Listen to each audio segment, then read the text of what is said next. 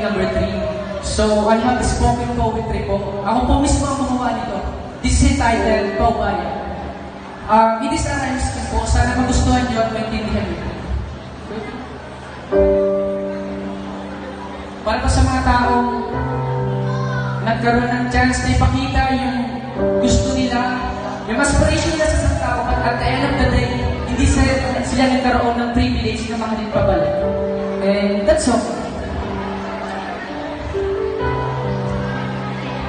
Gusto ko sana gumawa ng tulad. Pero paano? At sino ang aking paksa? Itong apang-isip ko'y nagugulumihanan kung paano ko sisimulan.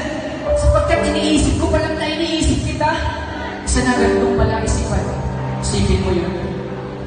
Akala ko dati tama. Na tamang tamaan sa'yo. Subalit mali ako. At mali yung inaakala ko. At yung dating akala ko na tama, isang akala na lang talaga. Kalahin mo yun. Gustuhin ko man na gustuhin ka, wala akong magagawa. Kasi yung taong gusto ko, hindi ako yung gusto sa bagay, ginusto ko to.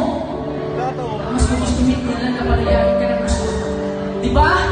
Yung man ang gusto mo. Labis ko kay pinaramdam aking nararamdaman dahil ramdam ko, mahal kita. Subalit iba yung gusto mo, sa iba ka nagparamdam. Ang sakit sa pakiramdam. Sana pakiramdaman mo yun. Inibig kita, hindi dahil sa mukha mo kay bibigin. Kundi ikaw yung mukhang bibig at tinitibok nitong dibdib. Subalit yung babae ng aking iniibig. Sa ibang tao pala yung ibig.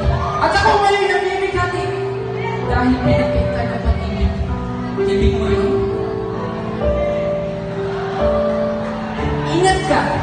Isa sa mga katagang paulit-ulit kong binibigkas. Paalala may pangamba na makapagdating ng araw ay hindi na tayo muling magkita. Kung nasan ka man ngayon at kung hindi man ako, sana ingatan ka nila katulad ng pag-iingat ko.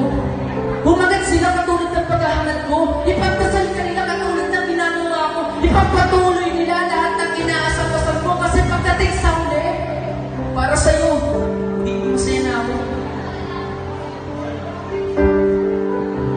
Binalad ko na lang sa isang supot ang alaala. Ibinaon sa lupain ng pagpapalaya na bakas sa mukha ang kasilayan. Sa madaling salita, ayoko nang alalahanin ng mga alaalang nagpapaalala sa iyo dahil gusto mo mong maging malaya. Sapagkat oo, minahal kita, pero natuto kong magpapaya. Sana alalahanin mo. And that's all, thank you. Thank you so